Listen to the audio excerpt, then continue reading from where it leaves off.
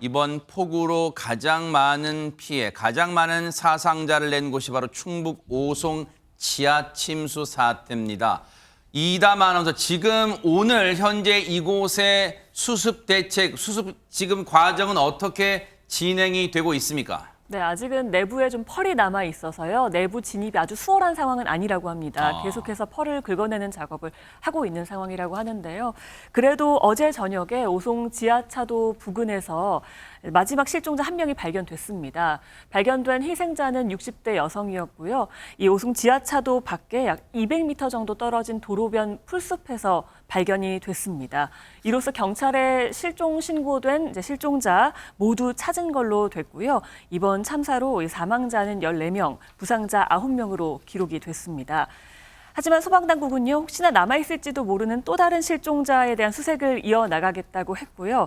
현재 경찰 과학수사대 관계자들이 실종자에 대한 희생자의 유류품 수색을 하고 있고, 외부에서 또 실종자가 발견된 만큼 외부에 대한 수색도 더 하겠다는 방침을 세우고 있습니다. 네. 지하차도 내부 펄 긁어내고 나면요, 내부에 대한 감식도 한다고 합니다.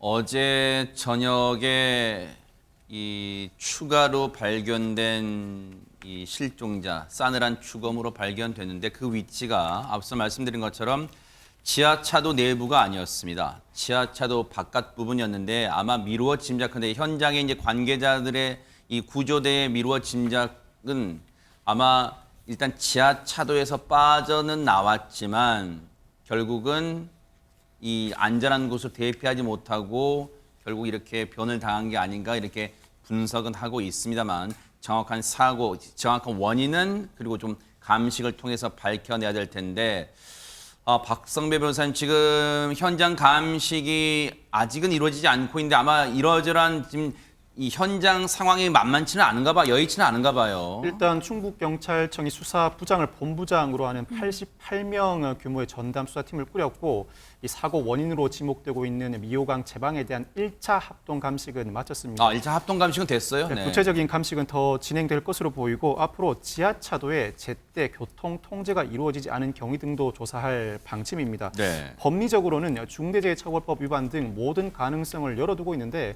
통상 대형 참사가 발생한 경우에는 관련자들이 업무상 과실치사상 혐의로 처벌을 받게 됩니다. 그렇지만 중대재해처벌법이 적용될 경우에는 그 형량도 상당히 높고 요건도 상당히 완화됩니다. 즉 공중이용시설로서 제조, 관리상의 결함이 발생하고 한 명 이상의 사망자가 발생한 경우에는 중대재해처벌법이 적용되는데 네. 법 적용 자체도 상당히 높을 뿐만 아니라 구체적인 사고와의 인과관계가 밝혀지지 않는다고 하더라도 평소 관리상의 결함이 존재한다면 중대재해처벌법이 적용될 수 있습니다. 아직까지 중대재해처벌법이 도입된 이후 중대시민재해로 실제로 처벌된 사례는 존재하지 않습니다. 지금 오송 지하차도 참사는 정말 너무 많은 사상자가 났어요. 그런데 차근차근 짚어볼 게 많은 게 김현주 평론가님, 왜 계속해서 오송 지하차도 참사에 대해서 인재 가능성의 지적이 나오고 있는 겁니까? 아무래도 그 지하차도의 통제가 진즉 이루어졌더라면 이 아까운 인명이 희생되는 일은 막지 않았을까라는 그런 안타까움이 묻어있기 때문이겠죠. 네. 제일 안타까운 지점이 그 지점이에요. 왜 통제를 하지 않았을까? 왜 못했을까? 왜냐하면 이제 국무조정실이 이미 이 사고 원인에 대해서 이제 감찰에 나섰는데 이미 주민 여러분들이 여러 차례 경고와 신고가 있었거든요. 그래요? 네. 구체적으로 그 사고 발생 시점이 지난 15일 오전 8시 40분이잖아요. 그보다 훨씬 앞선 시간인 7시 2분경에 네. 이미 112에 신고가 접수가 됐습니다. 이때는 주민을 긴급 대피시켜야 된다 이런 요구사항이 담겨있는 신고가 들어갔었고 곧 이어서 7시 58분 그러니까 사고가 나기 약 1시간 전이죠. 네. 이 지하차도 빨리 통제해야 됩니다라고 또 112에 신고가 이미 들어갔습니다. 그럼에도 그 임시 제방 쌓은 거 있잖아요. 네네. 행복청에서 쌓았다는 거. 네. 그게 이제 뚝이 터지면서 강물이 범람하면서 물이 완전 폭포처럼 그 터널 안으로 지하차도 안으로 쏟아졌죠. 그리고 이제 어제도 뉴스파이터에서 이제 저희가 전해드렸습니다만 사고 약 1시간 전에 이미 그 공평 1, 2의 장창규 이장님이 뚝 무너진 걸 보고 이거 심상치 않다 하면서 119에도 신고가 들어갔었어요. 그러니까 112에 2차례, 119에 1차례 신고가 들어가서 충분히 통제를 할 수 있는 시간이 있었음에도 통제가 이루어지지 않았다는 점이 네. 인재라는 지적을 불러오고 있는 것 같습니다. 지금 112 신고 내용을 보면요. 우리가 왜 지금 인재 가능성을 계속해서 지적이 나올 수밖에 없는 게 하재근 평론가님 그냥 비가 많이 와서 위험해요 이런 게 아니잖아요. 지금 정확히 장소를 콕 집어서 주민분들이 신고를 하고 있잖아요. 예, 신고가 들어가서 경찰이 출동을 했다고 하거든요. 네. 그런데 지금 언론 보도에 따르면 국무조정실이 의혹을 들여다보고 있는데 네. 그 의혹이 뭐냐면 경찰이 신고를 받고 출동하면서 네. 엉뚱한 곳으로 간 거 아니냐 그런 의혹이 있다는 거예요. 아니, 장소를 말했을 거 아니에요 주민분들이. 그게 뭐냐면 이번에 사고가 난 곳이 네. 궁평 제2 지하차도인데 그렇죠. 여기가 미호강하고 거리가 가까운 곳입니다. 그렇죠. 그런데 경찰이 여기로 간 것이 아니라 네. 거리가 먼 강하고 거리가 먼 궁평 제1 지하차도로 간 것이 아니냐라고 하는 의혹이 제기가 돼서 네. 지금 국무조정실이 들여다보고 있는데 네. 정부 고위 관계자 말에 따르면 경찰이 왜 엉뚱한 곳으로 출동했는지에 대해서 이유를 파악하는 것이 이번 감찰의 목적이다. 아하. 그렇게 이야기했다고 합니다.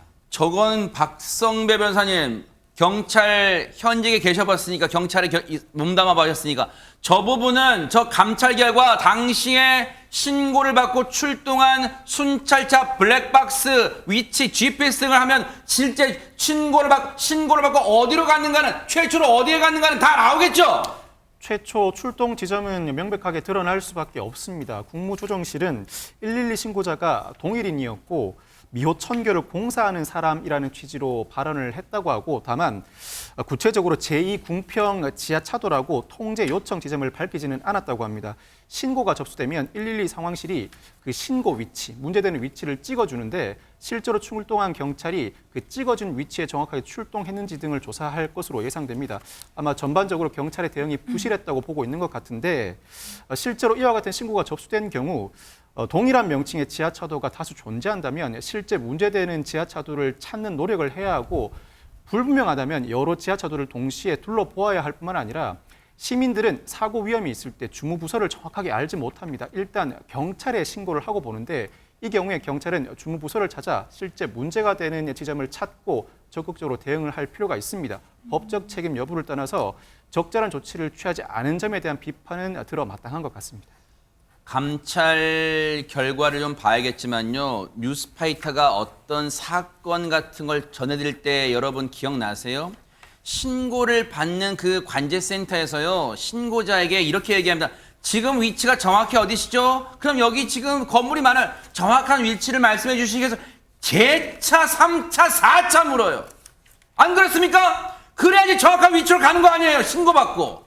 대충 얘기하면 저희가 다 둘러볼게요. 그런 거 아니잖아요. 그렇다면 이 부분도 처음에 신고를 받고 그냥 궁평 1 지하차도를 갈 게 아니라 이 지하차도를 정확히 2인지 1인지 파악했어야 되는 거 아니에요? 사전에? 일단 이 부분은 지금은 저희가 단정하지 않겠지만 국무조정실 감찰 결과를 좀 지켜볼 거예요. 이거는 분명히 드러날 수 있는 대목입니다. 그러면 보세요. 앞서 8시 40분에 그 6만 톤의 물이 한꺼번에 이 미호강 제방이 무너지면서 흘러들었어요. 그러면 그때부터는 양나래 변호사님 통제가 이루어졌습니까? 네, 안타깝게도 아닙니다. 보도에 따르면요, 청주시 대중교통과는 침수 피해가 발생한 지 9분이 지난 시각에 오전 8시 49분쯤 단체 카카오톡 방을 통해서 시내버스 업체들의 우회 노선을 통보했습니다. 강내면에서 미호강을 건너 오송역으로 향하는 도로가 침수되자 네. 버스 노선을 우회하라고 이제 안내를 한 건데요. 그런데 네. 이 우회 노선에는요, 사고가 발생한 궁평 2 지하차도가 포함되어 있었습니다. 지하차도는 이미 오전 8시 40분 침수되어서 소방당국에서 구조 작업을 진행하고 있었습니다. 청주시의 한 버스 회사 관계자는요, 오전 8시 50분쯤에 궁평 2 지하차도 쪽으로 우회하라는 운행 연락이 왔다. 청주시가 당시 사고가 있었는지를 인지하지 못하고 있었던 것 같다고 이야기를 했습니다. 네. 보세요. 지금 보세요. 이거 그대로 놔둬보세요. 15일 날이에요. 이 참사가 일어난 날이. 그러면 보세요. 오송 지하차도 침수가 일어난 날이 당일 15일 당일 오전 8시 40분 미호강 제방이 무너지면서 6만 톤의 물이 6만 톤의 물은 어마어마한 양입니다. 이걸 상상도 못한 양이에요. 그 6만 톤의 물이 한꺼번에 지하차도로 그야말로 막 밀려듭니다. 삽시간에. 그런데 보세요. 9분 뒤에 시내버스 업체들 단체 대화방에 뭐라고 뜬다고요? 청주시 대중교통관에서 보낸 문자에 침수된 도로를 피해서 우회해서 운행해라. 그런데 그 우회 운행 코스에는 도로에는 궁평 2 지하차도 지금 물이 들어오고 있는데 이미 물이 들어찼는데 6만 톤의 물이 들어찼는데 궁평 2 지하차도가 포함됐다는 거예요. 이런 문자를 보낸 것으로 알려진 청주시 관계자에게 직접 얘기를 들어봤습니다. 같이 한번 들어보시고 이어가 보도록 하겠습니다. 그 옥산교 쪽으로 우회해서 이제 가자고 얘기를 한 거는 8시 49분, 50분 그쯤인 거는 좀 알고 있고, 저희가 궁평 2 지하도로 가라는 얘기는 그것까지는 모르겠어요, 저도. 그 가는 방향 궁평 2 지하도 말고도 또 다른 노사도 있긴 있거든요. 저희가 그 사고 나신 분한테 이제 그쪽으로 가라고 얘기한 거는 아니다. 저희가 사전에 이쪽으로 이제 가라고 지시를 한 적은 없습니다. 근데 이제 왜 뒤늦게 지시를 했냐라고 자꾸 언론 보도가 좀 나오기는 하는데, 일단은 침수가 된 도로 상황, 그리고 뭐 소방에서 구조 출동을 한 사항을 저희 대중교통과에서 알 수가 없습니다. 5분 안에. 옥산교 쪽은 괜찮은 것 같다라고 해서 그쪽을 통해서 오송으로 가는 게 좋겠다라고 저희도 이제 그거를 8시 49분, 50분에 그 단톡방에다 공유를 한 거예요. 근데 이미 그때는 도로가 통제된 시점이라서 저희가 알 수는 없었고.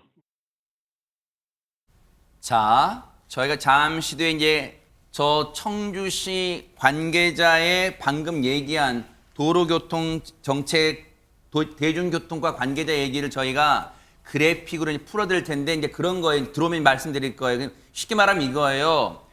우리가 우회한 도로를 얘기할 때 궁평 2 지하차도로 가라고 직접적으로 얘기한 건 아니다. 다른데 뭐 옥산교 쪽 가라고 얘기한 건데 그쪽으로 간 다음에는 나머지 이른바 이 국도 지방도 같이 이제 구불구불한 길도 있다. 그쪽으로 우회해서 가면 될 거라고 판단한 거지. 바로 궁평 2 지하차도를 얘기한 건 아니라는 거예요. 박성배 변호사님. 일단 747 버스 기사가 누구의 지시를 받고 이 지하차도로 우회했는지를 밝혀내야 할 것 같습니다. 뿐만 아니라 청주시가 왜 9분 뒤에 앞서 보신 문자 메시지를 보냈는지, 언제 사고를 인지했는지도 밝혀내야 할 대목 같습니다. 수사를 통해 비교적 쉽게 그 사건 경위가 파악될 것 같습니다. 대중교통과 관계자는 원 노선이 침수됐다는 버스 기사들의 제보를 받고 업체 측과 우회 노선을 협의한 것이고, 따로 전달받은 내용이 없어서 지하차도 침수 사실은 미리 파악하지 못했다고 해명하고 있습니다. 청주시가 사고 당일 오전 8시 35분 저지대 침수 위험이 있다는 재난 문자를 보냈는데 이때는 사고 5분 전입니다. 이후에 지하차도 침수로 차량 통행이 불가하다는 문자 메시지를 보내긴 보냈습니다만 이 시점은 사고 후 2시간 30분 뒤 오전 11시 14분이었습니다.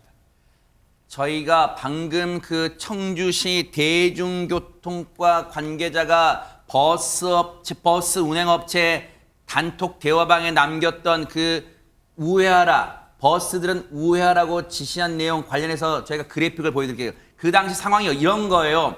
그 청주시의 얘기는 이거예요. 지금 보세요. 이 빨간색으로 되어 있는 데 있죠. 이 부분 보세요. 이게 원래 이제 노선이에요. 원래 노선인데 원래 노선이 침수가 됐으니 우회하라. 그런데 어디로 우회하냐? 지금 옥산교 있죠. 옥산교로 우회하라고 했다는 거예요.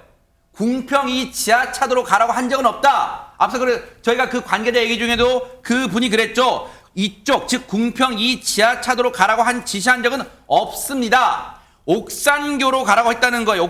옥산교 쪽은 괜찮은 것 같다. 지금 아까 저희가 들려드린 그 관계자 얘기 나오죠. 옥산교 쪽은 괜찮은 것 같으니 그쪽으로 우회하라 했다는 거예요. 자기들은 옥산교까지 언급했다는 거예요. 그래서 그 이후에 버스가 운행한 것은 버스기사 자체 판단일 수 있다는 거예요. 그쪽에 그런 뉘앙스로 무게가 실리게 얘기를 하는 거예요. 그럼 보세요. 옥산교까지 갖다 쳐요. 옥산교 이후에는 지금 지도에는 자세히 표시가 안 되지만 중간중간 구불구불한 길, 왕복, 저희가 그 지역을 이 위성 사진 같은 걸 쭉 봤더니요. 그 도로폭이 왕복 2차로 정도밖에 안 돼요. 굉장히 좁은 협소한 그런 도로였습니다. 어쨌든 그런 길로 갈 것으로 기대했다는 거예요. 저기로 간다는 걸 예상치 못했다는 게 지금 청주시 대중교통과 관계자 일단 해명으로 해석이 되고 있습니다. 자기들은 옥산교까지는 우회해라. 옥산교로 우회라고 저 빨간 노선 말고 저 빨간 노선이 원래 운행 노선인데 저기가 침수됐으니 옥산교로 우회하라고 지시는 했다는 겁니다. 박성배 변호사님. 그 이유에 대해서는 그럼 자기들은 책임은 못 지겠다는 겁니까? 안 지겠다는 겁니까 지금? 일단 사고 조사가 진행 중이고 섣부른 발언으로 인해서 법적 책임을 추궁당할 것이라는 두려움은 잠재해 있는 것 같습니다. 그렇지만 사실관계 규명은 어떤 형태를 띈다고 하더라도 철저히 될 수밖에 없고 사실관계는 어느 정도 드러날 것으로 예상합니다. 그렇지만 그 대응 자체가 전반적으로 느슨할 뿐만 아니라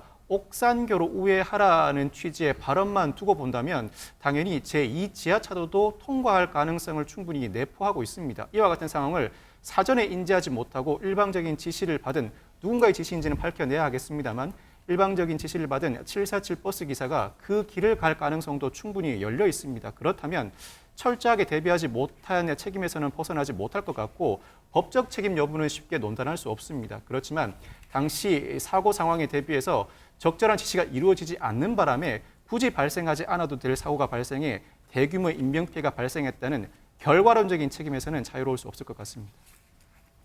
그러던 사이에 침수가 됐고 9분 뒤에도 우회하라. 물론 청주시 관계자들은 청주시에 있는 사람, 시청에 있는 사람들이 그곳 도로 상황을 손바닥 보듯이 알 수는 없죠라고 일단 해명은 하고 있습니다만 어쨌든 그 사이에 747번 버스는 영상과 사진에서 여러분 보실 때마다 가슴 아픈 그 참혹한 이 장면에 가슴 아픈 그 버스예요. 747번 버스에서는 하재근 평론가님 어떤 일이 벌어지고 있었습니까? 저 버스에 이제 승객들이 타고 있었는데 그 승객들이 바로 우리 자신과 같은 우리의 이웃과 같은 그런 평범한 시민들이 타고 있었기 때문에 많은 국민들이 여기에 지금 감정이입을 하면서 굉장히 안타까워하고 있는 건데 네. 거기 타고 있던 승객들이 예를 들어서 홀어머니를 모시고 살던 청년도 있었고 그리고 또 출근길에 올랐던 70대 여성도 있었고 아유. 그리고 이제 막 결혼한 새신랑 30대 청년 초등학교 교사 네. 이런 분도 있었고 또 동료와 함께 출근 중이던 40대 남성 의사도 있었는데 네. 그런 분들이 지금 사고를 당한 거죠. 근데 그 안에 버스 기사분도 있었거든요. 네. 근데 그 기사분이 마지막까지 승객들을 구하기 위해서 최선을 다했다. 그런 이야기가 나오고 있는데 지금 그 버스 기사분의 동생의 말에 따르면 그 기사분이 8명을 먼저 탈출을 시키고 다시 다른 사람들을 구하기 위해서 버스로 돌아왔다. 그러면서 이 버스의 창문을 깼다. 그런 이야기가 나오고 있고 그 다음에 여기서 희생된 20대 여성의 유족이 마지막으로 그 여성하고 통화를 했을 때 그 여성이 이렇게 얘기를 했다. 버스 기사분이 와서 물이 들어차니까 그래서 유리창을 깰 테니까 탈출하라고 했다. 그러니까 마지막까지 버스 기사분이 그렇게 노력을 했다는 거죠. 근데 이 버스가 747이잖아요. 이게 비행기 네. 보잉 747 있잖아요. 네. 그 비행기 이름을 따서 버스 노선 이 번호를 정했다고 하는데 그럴 정도로 저 버스가 굉장히 중요한 노선이었다고 하는 거고 저기 배정되는 기사분들은 베테랑 기사분들이었다고 합니다. 그러니까 저 기사분이 굉장히 경력이 많은 기사분이고 날마다 첫 차 시간보다 2시간 일찍 출근했던 굉장히 성실했던 분이었었는데 마지막까지 본인의 목숨을 바쳐서 승객을 구하기 위해서 최선을 다했던 것 같고 지금 버스 저 운송회사 홈페이지에는 애도의 글들이 올라오고 있습니다. 저 747 버스는 아무한테나 주는 번호가 아니고 아무한테나 몰게 하는 버스가 아니래요. 정말 이번에 희생되신 이 기사님처럼 베테랑 기사고 저 버스가 공항을 간대요. 청주공항 쪽으로 가는 버스인가 봐요. 그래서 이렇게 이름도 보잉 747에서 따와서 747번 버스라고 할 정도로 베테랑 기사님한테 이렇게 줄 정도로 정말로 성실하고 그리고 근면했던 그런 기사님이었는데 마지막까지도 이담 아나운서 마지막까지도 승객분들을 탈출시키기 위해서 안간힘을 쓰면서 자신은 빠져나오지 못하면서도 이 작은 쇠망치로 버스 유리창을 깨려고 했던 버스 기사님의 그 모습이 막 떠오르니까 너무 마음이 찢어집니다, 지금. 네, 이 버스 기사처럼 자신의 목숨이 위태로운 상황이었음에도 불구하고 다른 사람들을 도운 사람이 또 있습니다. 바로 버스 뒤에 있던 화물차의 운전기사인데요. 화물차를 운전하던 유병조 씨 44살입니다.